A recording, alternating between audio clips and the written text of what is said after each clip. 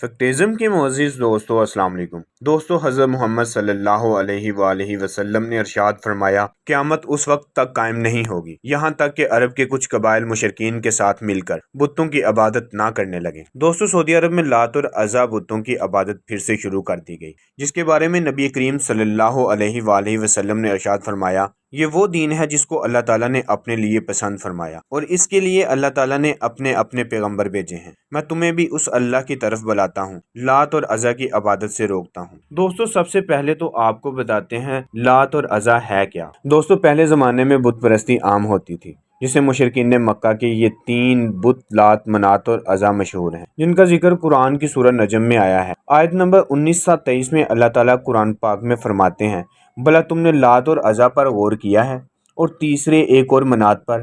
کیا تمہارے لیے بیٹے ہیں اور خدا کے لیے بیٹیاں؟ یہ تو بہت بے ڈنگی تقسیم ہوئی، یہ محض نام ہے جو تم نے اور تمہارے باپ دادا نے رکھ لیے، اللہ نے ان کے حق میں کوئی دلیل نہیں اتاری، یہ محض غماں کی پیروی کر رہے ہیں اور نفس کی خواہش کی، حالانکہ ان کے پاس ان کے رب کی جانب سے ہدایت آ چکی ہے۔ دوستو، کفار ان تین بتوں کو خدا کی بیٹیاں مانتے تھے۔ پوری مشرکانہ خدائی کا احرام ان تین تکونی بتوں پر کھڑا تھا۔ مشرکین کے مطابق لات کا کام خوشحالی زرخیزی لانا تھا، یعنی لات عوام کو خوبصورتی دیتا تھا، منات کو موت کی تقدیر کو ڈیل کرتا تھا، دوسرے لفظوں میں یہ کہہ لیں کہ فیصلہ سازی کا کام منات کے سپرد تھا۔ عزا سیاہ سفیدی کا مالک تھا، عزا دن رات لانے کا کام کرتا تھا۔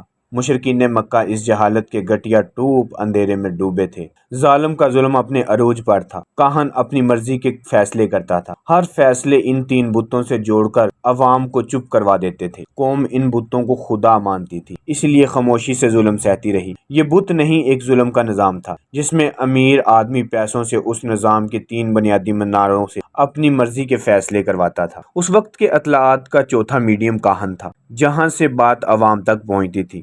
یہ اطلاعات اور اس سے جڑے یہ تین بت اس وقت کے بادشاہوں نے خریدے ہوئے تھے۔ عام غریب آدمی کے لیے یہ نظام ہمیشہ خراج وصول کرتا تھا۔ یہ قیمت اس قدر ہوتی تھی کہ آئندہ آنے والی نسلیں اور اس کے ساتھ منسلک قبیلہ ختم ہو جاتا، مگر پھر بھی قیمت باقی رہتی۔ آخر رب کائنات کی رحمت نے جوش مارا، اللہ کے نبی حضرت محمد صلی اللہ علیہ وآلہ وسلم کا ظہور ہوا، جنہوں نے لگاتار محنت کر کے اس کفر کے نظام کو ختم کیا، جس کے لیے صحابہ اکرام رضی اللہ تعالیٰ عنہ کی قربانیاں بھی شامل ہیں۔ فتح مکہ ہوئی، ظلم کا نظام اور اس کے تین منار جس پر پورا نظام چل رہا تھا مکمل طور پر گرا دیا گیا۔ جب گرایا تو آقا دو جہاں صلی اللہ علیہ وآلہ وسلم کی زبان پر یہ کلمات تھے، حق آیا اور باطل مٹ گیا، بے شک باطل مٹنے ہی والا تھا۔ دوستو، ابو جہل جانتا تھا کہ لا کا کیا مطلب ہے، وہ جانتا تھا کہ لا الہ کا کیا مطلب ہے۔ اگر اسے پتا ہوتا کہ محض کلمہ پڑھ کر پھر جو چاہے کرو، غیر اللہ کو پکارو، ان کی نظر و نیاز کرو، چڑھاوے چڑھاؤ،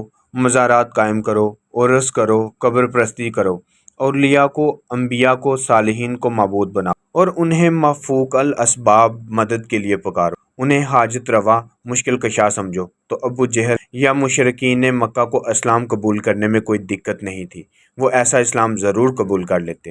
لیکن ابو جہل جانتا تھا کہ لا الہ الا اللہ پڑھ لیا تو لات، منات، عزا، حبل چھوڑنا پڑے گا، بزرگوں کے بتوں کے سامنے منتیں مانگنا چھوڑنا پڑے گا، بزرگوں کے وسیلے اور سیریاں ڈالنا چھوڑنا پڑے گا، بزرگوں کے بتوں پر چڑھاوے چڑھانا چھوڑنا پڑے گا، بزرگوں کے اختیارات کی نفی کرنا پڑے گی، اکیلے اللہ کو مختار کل ماننا پڑے گا۔ اللہ تعالیٰ سے دعا گو ہوں کہ اللہ تعالیٰ ہمارے ایمان کی حفاظت فرمائے اور امت مسلمہ پر اپنا خاص کرم فرمائے، آمین۔